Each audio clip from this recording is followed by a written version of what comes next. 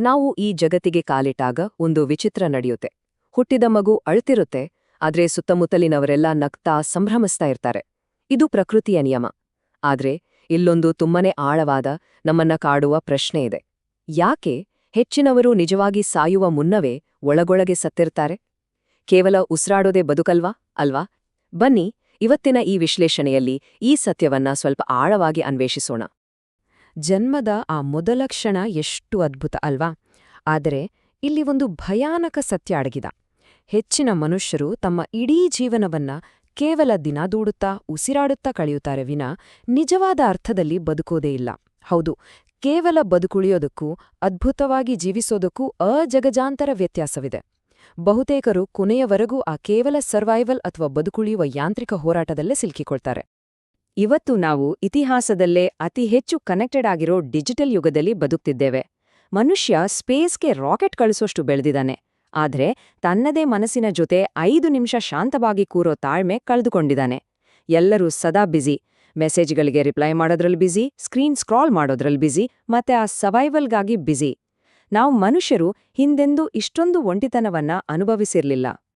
ಆದ್ರೆ ನೆನಪಿರ್ಲಿ, ಬ್ಯುಸಿಯಾಗಿರೋದು ಅಂದ್ರೆ ಜೀವಂತವಾಗಿರೋದು ಅಂತ ಖಂಡಿತ ಅರ್ಥ ಅಲ್ಲ.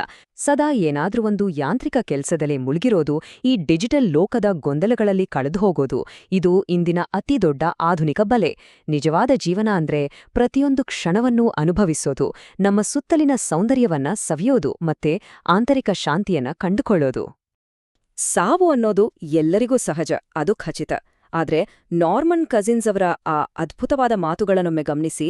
ಜೀವನದ ನಿಜವಾದ ದುರಂತ ಸಾವು ಅಲ್ಲವೇ ಅಲ್ಲ, ಬದಲಾಗಿ ನಾವು ಇನ್ನೂ ಉಸಿರಾಡುತ್ತಿರುವಾಗಲೇ ನಮ್ಮೊಳಗಿನ ಕನಸುಗಳು, ಧೈರ್ಯ, ಕುತೂಹಲ, ಭರವಸೆಗಳು ಇವೆಲ್ಲ ನಿಧಾನವಾಗಿ ಸಾಯೋಕೆ ಬಿಡ್ತೀವಲ್ಲ, ಅದು. ನಮ್ಮ ದೈನಂದಿನ ಯಾಂತ್ರಿಕ ಬದುಕಿಗೆ ಆ ಒಳಗಿನ ಉತ್ಸಾಹ ಬಲಿಯಾಗೋದೇ ಅತಿದೊಡ್ಡ ಟ್ರಾಜಿಡಿ. ಗತಕಾಲದ ತಪ್ಪುಗಳ ಬಗ್ಗೆನೇ ಸದಾ ಪಶ್ಚಾತ್ತಾಪ ಪಡ್ತಾ ಆ ನಮ್ಮ ಕಂಫರ್ಟ್ ಝೋನ್ ಅಥವಾ ಸುರಕ್ಷಿತ ವಲಯದಲ್ಲೇ ಕೂರೋದ್ರಿಂದ ಏನಾಗತ್ತೆ ಗೊತ್ತಾ? ನಮ್ಮ ಭವಿಷ್ಯ ನಿಧಾನವಾಗಿ ಕದಿಯಲ್ಪಡುತ್ತೆ. ರಾಬಿನ್ ಶರ್ಮಾ ಅವರ ಈ ಒಳನೋಟ ನಮಗೊಂದು ಕಟು ಸತ್ಯವನ್ನ ನೆನಪಿಸುತ್ತೆ. ಕಳೆದೋದ ಸಮಯ ಎಂದಿಗೂ ಮರಳಿ ಬರೋದಿಲ್ಲ. ನಾವು ನಿರ್ಲಕ್ಷಿಸಿದ ಪ್ರತಿಯೊಂದು ಸುಂದರ ಸೂರ್ಯಾಸ್ತ ಮತ್ತೆ ನಮ್ಮ ಜೀವನದಲ್ಲಿ ಹಿಂದುರ್ಗೋಲ. ಹಾಗಾದ್ರೆ ಈ ಸ್ಟ್ಯಾಗ್ನೇಷನ್ನಿಂದ ಹೊರಬರೋಕೆ ಪರಿಹಾರ ಏನೋ? ಅದೇ ಶಿಸ್ತು, ಅಂದ್ರೆ ಡಿಸಿಪ್ಲಿನ್. ಆದ್ರೆ ಶಿಸ್ತು ಅಂದ್ರೆ ಯಾವುದೋ ಕ್ರೂರ ಶಿಕ್ಷೆ ಅಂತ ಅನ್ಕೋಬೇಡಿ. ಇದನ್ನ ನಾವು ಟಫ್ ಲವ್ ಅಥವಾ ಕಠಿಣ ಪ್ರೀತಿ ಅಂತ ಕರೆಯೋಣ. ಇದು ನಮ್ಮ ಮೇಲೆ ನಾವು ತೋರಿಸುವ ಅತ್ಯುನ್ನತ ಕಾಳಜಿ. ಸುಲಭವಾದ ದಾರಿಯನ್ನ ಬಿಟ್ಟು ಕಠಿಣವಾದರೂ ಸರಿಯಾದ ದಾರಿಯನ್ನ ಆರಿಸಿಕೊಳ್ಳೋದೇ ನಿಜವಾದ ಶಿಸ್ತು. ಈ ಅಭ್ಯಾಸವೇ ನಮ್ಮನ್ನ ಜಾಗೃತಗೊಳಿಸೋದು. ಯಶಸ್ವಿ ಜನರಿಗೆ ಸಮಸ್ಯೆಗಳೇ ಇರೋದಿಲ್ಲ ಅಂತಾನ? ಖಂಡಿತ ಅಲ್ಲ.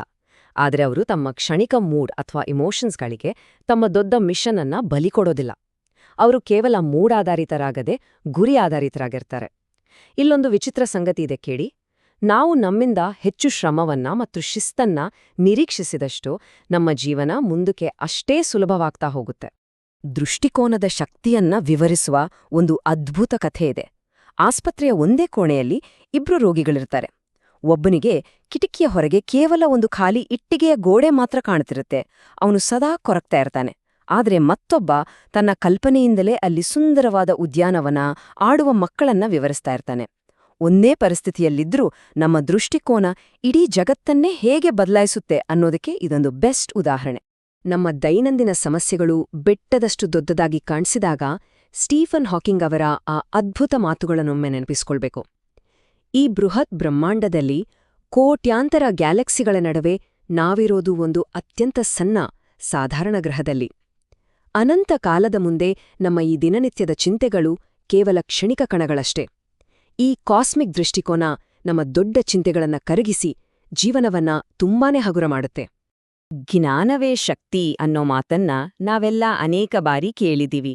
ಆದ್ರೆ ವಾಸ್ತವದಲ್ಲಿ ಜ್ಞಾನ ಅನ್ನೋದು ಕೇವಲ ಒಂದು ಪೊಟೆನ್ಷಿಯಲ್ ಪವರ್ ಅಷ್ಟೇ.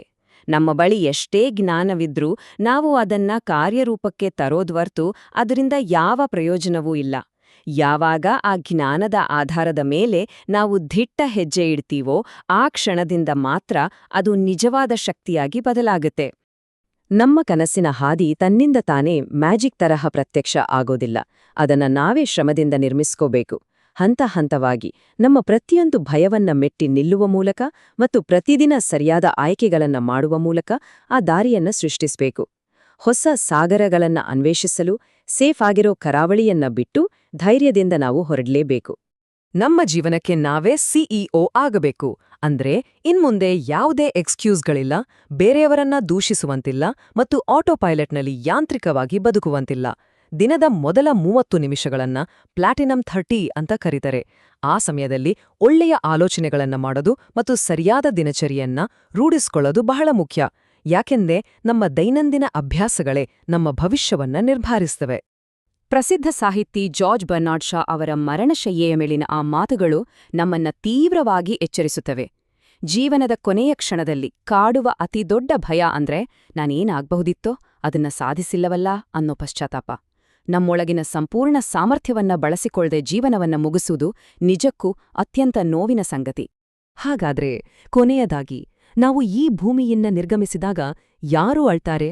ನಮ್ಮ ಅಸ್ತಿತ್ವದಿಂದ ಯಾರ ಜೀವನ ಉತ್ತಮವಾಯ್ತು? ನಾವು ಬಿಟ್ಟು ಹೋಗುವ ಲೆಗಸಿಯಂತಹದು? ಇದು ಕೇವಲ ನಾವು ಗಳಿಸಿದ ಯಶಸ್ಸಿನ ಬಗ್ಗೆ ಅಲ್ಲ, ಬದಲಾಗಿ ಇತರರಿಗೆ ಎಷ್ಟು ಪ್ರೀತಿ ಹಂಚಿದೆವೋ, ಎಷ್ಟು ಜನರಿಗೆ ನಿಸ್ವಾರ್ಥವಾಗಿ ಸಹಾಯ ಮಾಡಿದೆವೋ ಅನ್ನೋದ್ರ ಬಗ್ಗೆ. ಪ್ರತಿಯೊಬ್ಬರೂ ತಮ್ಮನ್ನು ತಾವೇ ಕೇಳಿಕೊಳ್ಳಬೇಕಾದ ಅತಿ ಮುಖ್ಯವಾದ ಪ್ರಶ್ನೆಯಿದು. ಕೇವಲ ಕೊನೆಯ ಕ್ಷಣ ಬರುವವರೆಗೆ ಕಾಯೋದನ್ನ ನಿಲ್ಸೋಣ. ಬದುಕು ಆಕಸ್ಮಿಕವಾಗಿ ನಡೆದು ಹೋಗುವ ಬದಲು ಉದ್ದೇಶಪೂರ್ವಕವಾಗಿ ಒಂದು ಸ್ಪಷ್ಟ ವಿನ್ಯಾಸದೊಂದಿಗೆ ಜೀವನವನ್ನು ರೂಪಿಸಿಕೊಳ್ಳೋಣ. ಇಂದೇ ಈಗಲೇ ಒಂದು ಅರ್ಥಪೂರ್ಣ ಜೀವನವನ್ನು ಪ್ರಾರಂಭಿಸೋಣ. ಯಾಕೆಂದ್ರೆ ಯಾರು ನಿಜವಾಗಿ ಇತರರಿಗಾಗಿ ಮತ್ತು ತಮ್ಮ ಅರ್ಥಪೂರ್ಣ ಗುರಿಗಾಗಿ ಬದುಕುತ್ತಾರೋ ಅವರನ್ನ ಈ ಜಗತ್ತು ಎಂದಿಗೂ ಮರೆಯೋದಿಲ್ಲ. Life by design.